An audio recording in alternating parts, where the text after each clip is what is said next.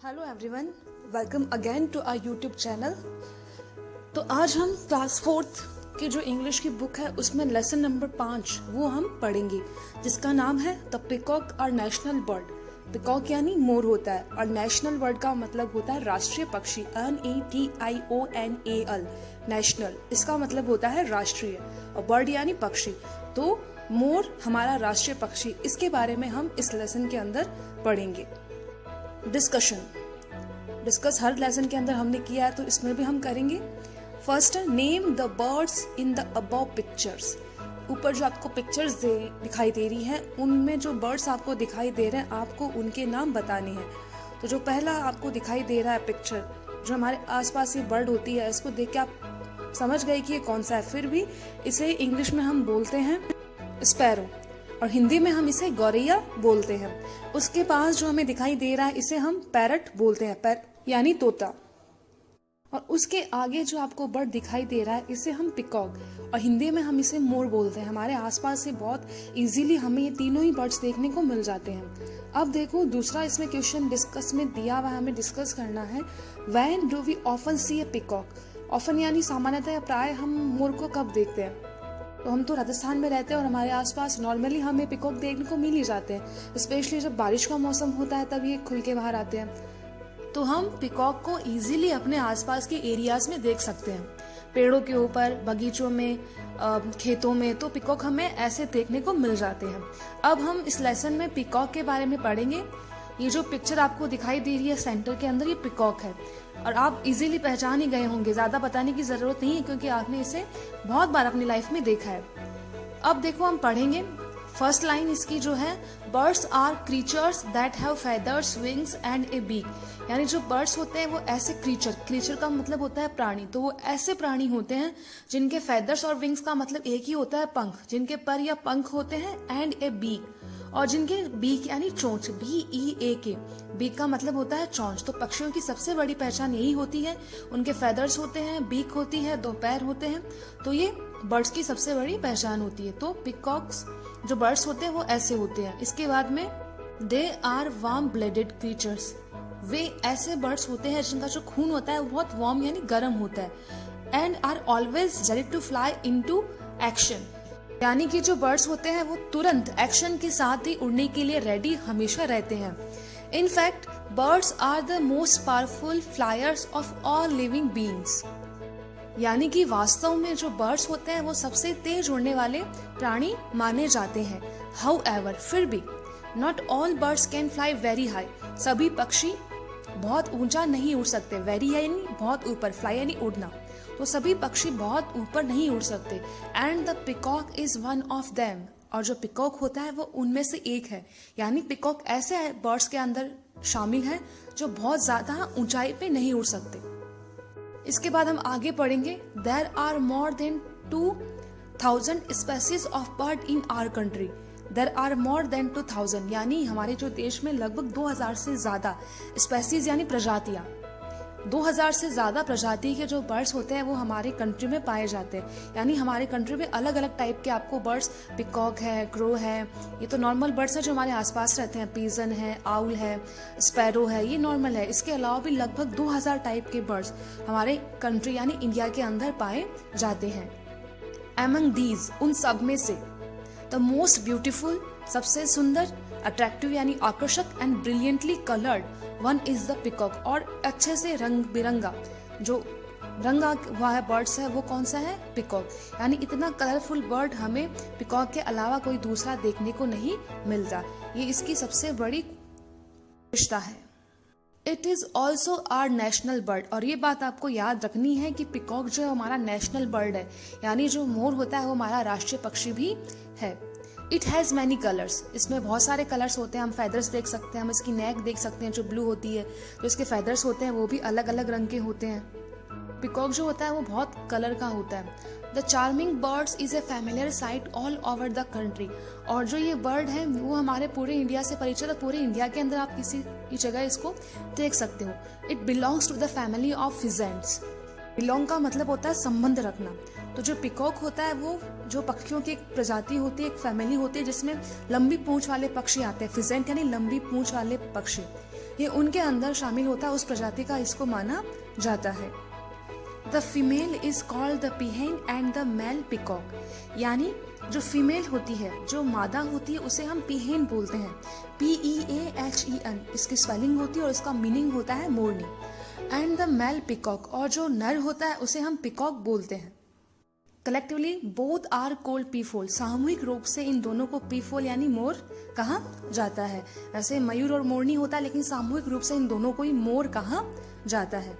इसके बाद आगे हम पढ़ेंगे, the Indian peafowl lives mainly in the humid area of the country, यानी कि जो भारतीय मोर है, द इंडियन पीफोल भारतीय मोर, लिव्स यानी रहते हैं, mainly in the humid areas of the country, mainly यानी मुख्य रूप से, हमिड एरिया, हमिड का मतलब होता है नमी वाला क्षेत्र, तो देश के जिन हिस्सों में नमी होती है उन एरियाज में ये पिकॉक जो होते हैं वो मैनली पाए जाते हैं।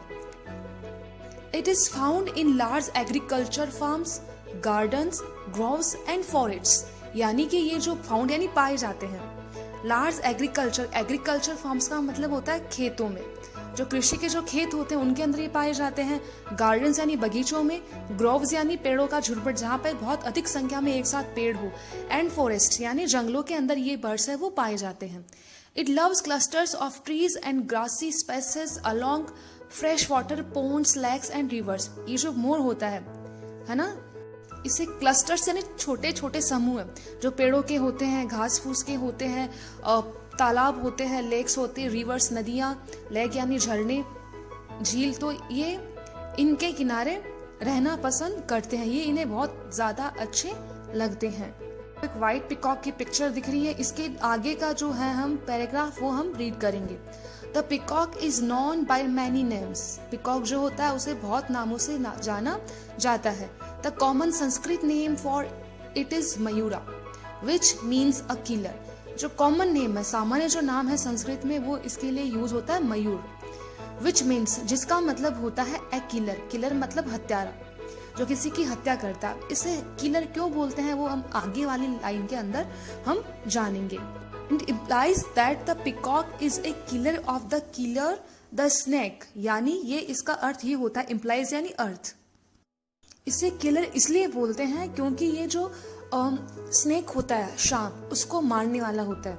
बहुत पुरानी दुश्मनी मानी जाती है इनकी कि जो पिकॉक होता है वो सांप को या स्नेक को मार देता है, तो इसीलिए इसे मयूर वर्ड का मतलब होता है किलर, तो इसीलिए इसको मयूर भी कहा जाता है संस्कृत में। The peacock is also called Neelkanth, peacock को नीलकंठ भी बोलते हैं, इसके नाम से पता चल रहा है हमें कि क्यों बोलते हैं।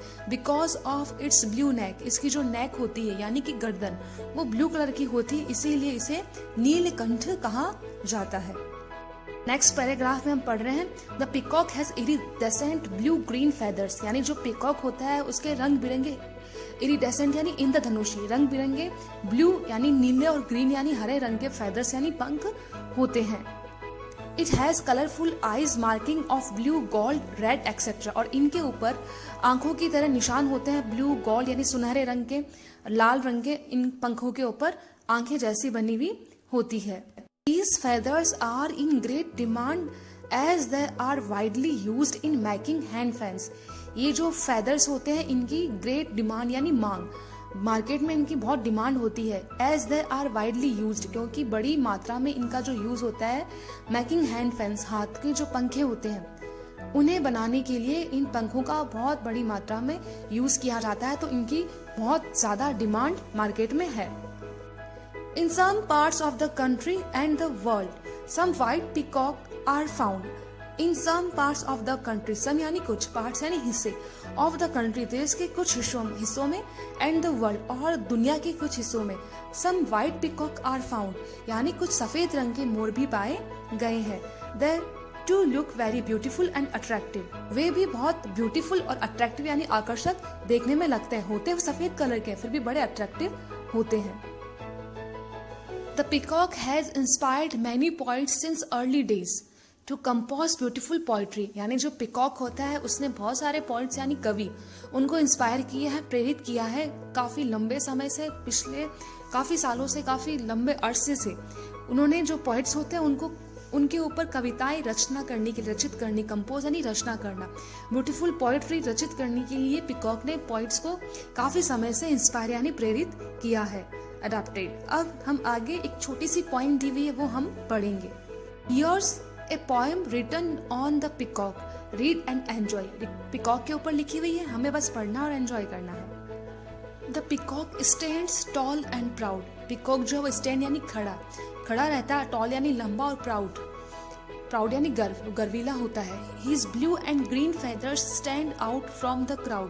और जो उसके ग्रीन फेदर्स होते हैं वो उसे भीड़ से, क्राउड यानी भीड़, उससे उसे थोड़ा अलग करते हैं क्योंकि बहुत ही ब्यूटीफुल होता है वो। सारे सामने काफ़ी पक्षी है और उनमें अगर पिकॉक रहेगा तो वो डेफिनेटली हमें अट्रैक्ट करेगा क्योंकि काफ़ी अट्रैक्टिव होता है, इसके जो फेदर्स होते हैं बड़ी अट्रैक्टिव होते हैं। He unwraps his wings for us all to see. वो अपने जो विंग्स होते हैं उनको अनरैप यानी खोलता है, अनरैप यानी खोलना, उन्हें खोलता है हमारे लिए, ताकि हम जो सभी है वो उनको सी यानी देखें, हम सभी हमारे लिए वो अपने पंख है वो अनरैप करता है। Beautiful colours so bright and feathery, उसके जो फेदर्स होते हैं वो बहुत ही ब्यूटीफुल होते हैं, उसके जो कलर्स होते हैं बहुत ही चमकीले होते हैं। As we sit and wait for the peacock's eyes to illuminate यानी जगमगाना, और हम उस वेट करते हैं, हम इंतज़ार करते हैं कि जो पिकॉक की जो आइज़ होती है वो जगमगाए। उसके जो मुलायम पंख होते हैं वो बहुत लंबे होते हैं। एंड हेड हेल्ड हाई, और उसका जो सर होता है वो ऊंचा रहता है। What A magnificent bird, magnificent का मतलब होता है शानदार, क्या शानदार पक्षी है। All the other birds cry, और जो अन्य पक्षी होते हैं वो पिकॉक को देख के रो रहे होते हैं क्योंकि उसमें जो क्वालिटीज़ होती है वो बाकी बर्ड्स में नहीं होती। उसकी जो पिकॉक की जो क्वालिटी जो उसे बहुत सुंदर बनाती है, सारे बर्ड्स कलरफुल नहीं होते हैं, तो अदर जो बर्ड्स होते हैं वो उसको देख के क्राई करते हैं, उसको देख के रोते हैं। तो ये हमने आज लेसन पढ़ा। अब आगे के जो वीडियो आएगा उसमें हम इस लेसन में जो ग्लॉसरी है, क्वेश्चन आंसर है, उनको हम सॉल्व करेंगे। Thank you.